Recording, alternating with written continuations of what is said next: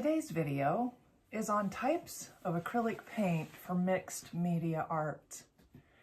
I wanted to do this video because I've gotten so many questions from folks in my mixed media collage bird course. Many are, like me, former watercolor painters and are sort of confounded by acrylic paint. And I just wanted to share what I've learned and show the types of acrylic paint and their consistency or fluidity, if you will. And I'm going to be showing acrylic ink.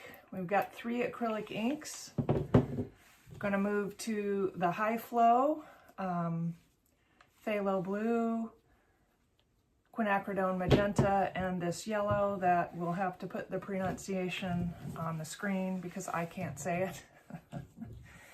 Moving then to the fluid acrylics, which are my favorite for jelly plate printing.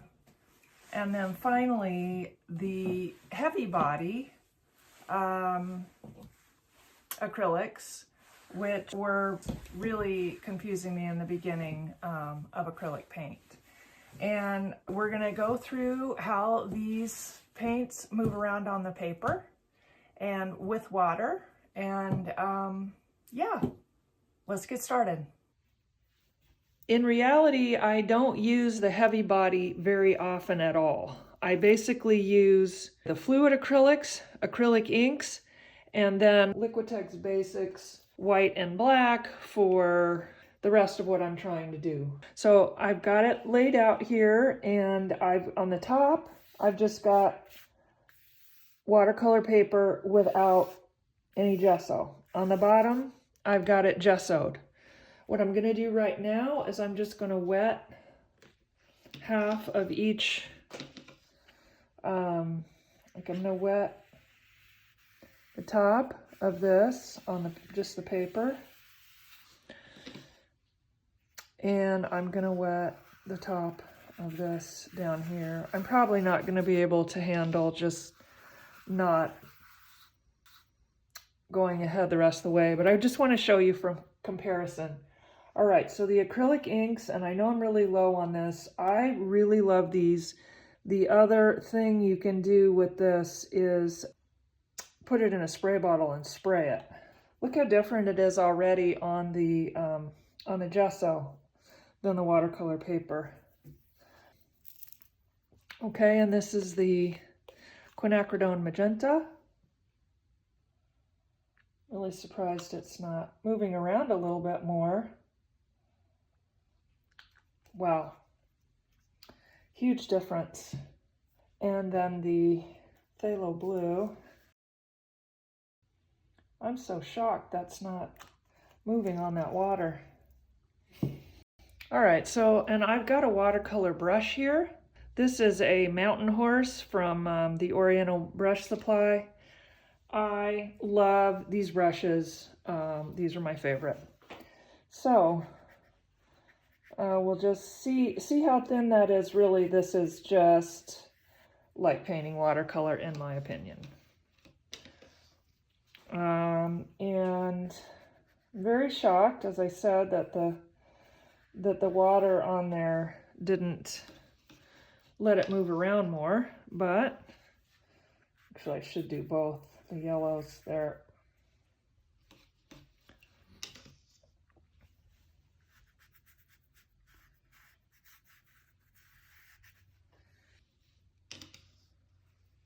We'll do the blue. So, for you watercolor painters, you can see basically that is behaving very much like watercolor. And if you know, splash a little watercolor on it, a little water on it, it's gonna move around. So I'll do that. And you can see the difference. All right, now the high flow is gonna be a little bit thicker, but not much. That's why I'm moving Well, that's going to be problematic, isn't it? We'll start with the blue. We'll go the opposite direction. So high flow, one of my favorites is the high flow phthalo blue. I actually like that more than the fluid. Okay, and then we'll go with, I'm gonna add more water up here. We'll go with the quinacridone magenta.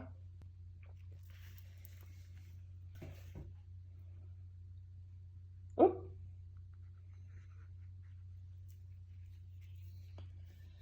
And the yellow.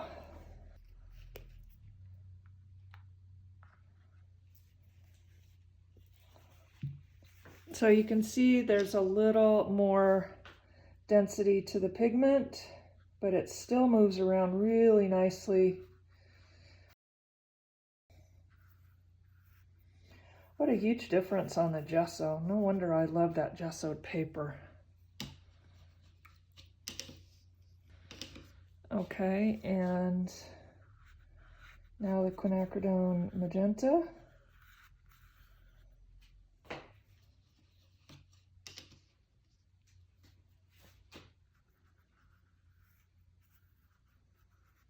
Wow, just love that gessoed paper. And the yellow.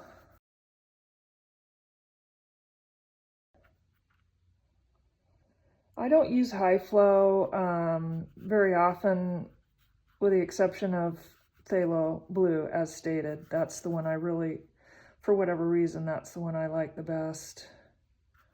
And black.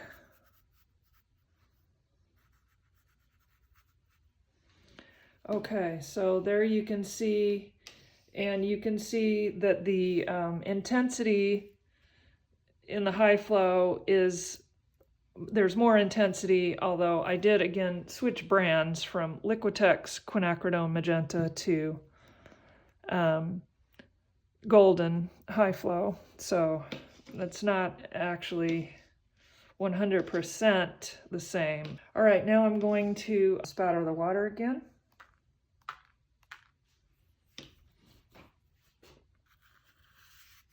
All right, so we'll go yellow to blue this time. Now the fluid. This is what I use primarily, as you probably already know, for jelly plate printing. This is what I get the best result with for jelly plate printing.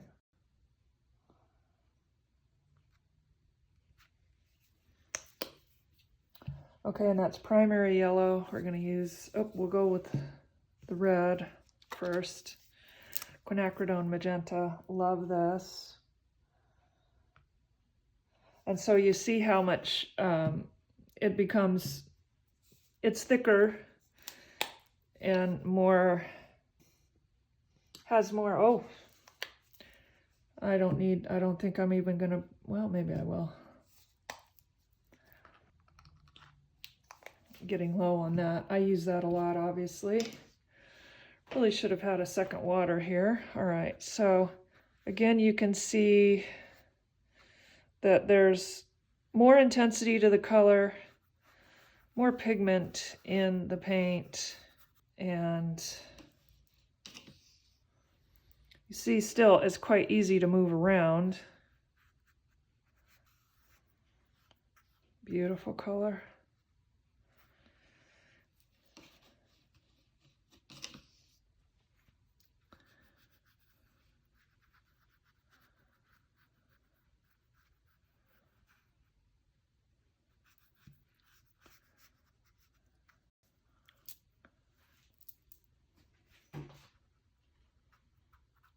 And you see how much denser the pigment load is, much denser in the fluid acrylic than it is in the high flow or the inks. All right, this time I'm not gonna spatter it. We had the best spattering results on the ink. All right, now we're going to go to the heavy body. This is where I really struggled when I started with acrylics because I couldn't figure out how to work with them being a watercolor painter. Now up until this point, I've been able to use this watercolor brush and just swish the paint out, which is what I was used to as a watercolor painter. And then I tried to use acrylics, and I was completely dumbfounded with the texture of the paint and how to work with it. All right, now I know this isn't the right color, but I'm gonna put some heavy body ultramarine blue out here. And as you can see, this is the thickest yet. I cannot use these on a jelly plate. I don't know how people do it. I know people do it, but I don't know how they do it. So if you're trying a jelly plate print and you're using the heavy body and you're getting results, I bow to your to your greater abilities. Okay, so the cadmium yellow light in the heavy body is one of the three that I use in heavy body, as stated before.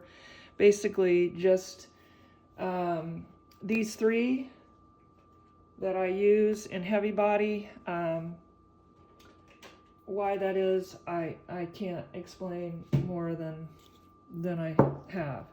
Now, I won't be able to move the paint around with this. I'm going to need an acrylic brush, and I'm going to need some water. So now I've got to do it this way. Now I did put water in it, so it's thinned out. Let me not use as much water this time. And you can see how thick it is. So I hope you're getting a sense of how different it is to use a heavy body than it is the inks, the high flow, the fluid. But you can see this is a whole different proposition here. So this is what I needed to learn about acrylic paint.